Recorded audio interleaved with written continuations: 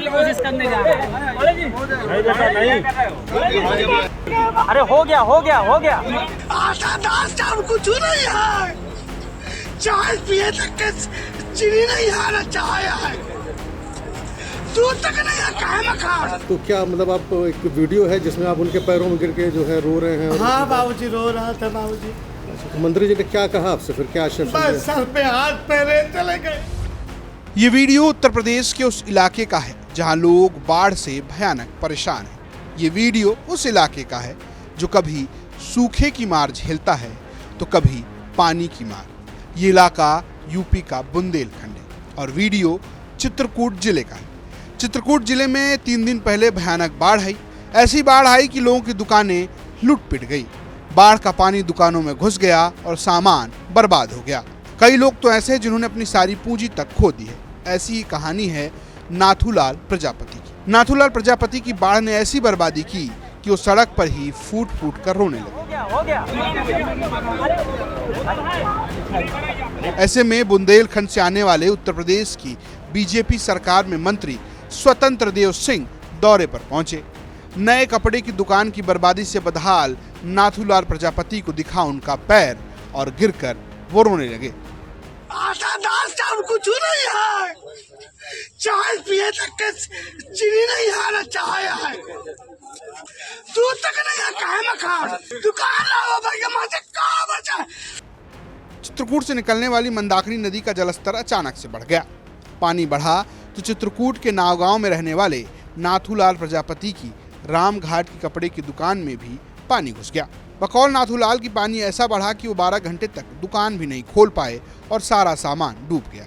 ऐसे में जब जल शक्ति मंत्री स्वतंत्र देव सिंह दौरे पर पहुंचे तो चरणों पर गिर गए।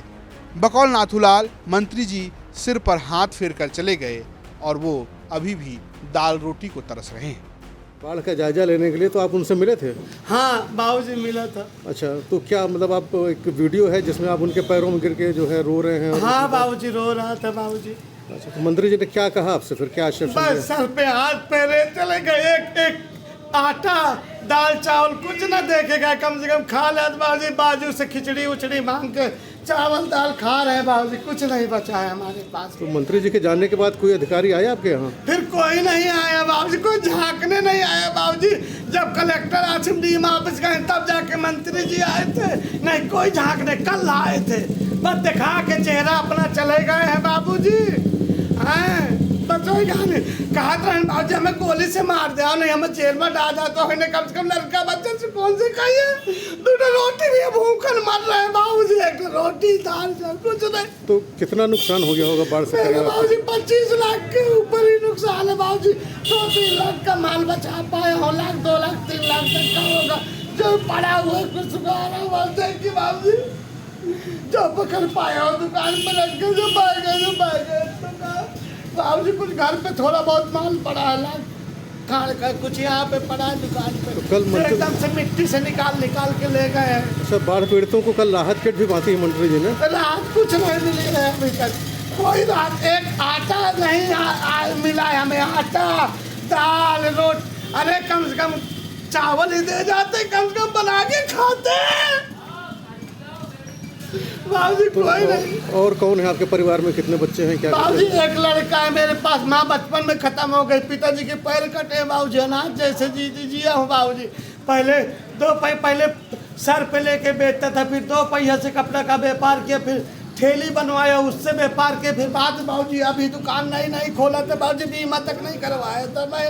अभी नई दुकान थी बाबूजी मेरी।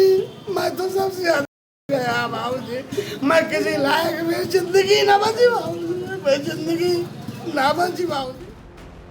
फिलहाल नाथूलाल को सिर्फ आश्वासन मिला है, वो प्रशासन और सरकार से मदद की राह जोह रहे हैं। चित्रकूट से संतोष बंसल की रिपोर्ट, यूपी तक।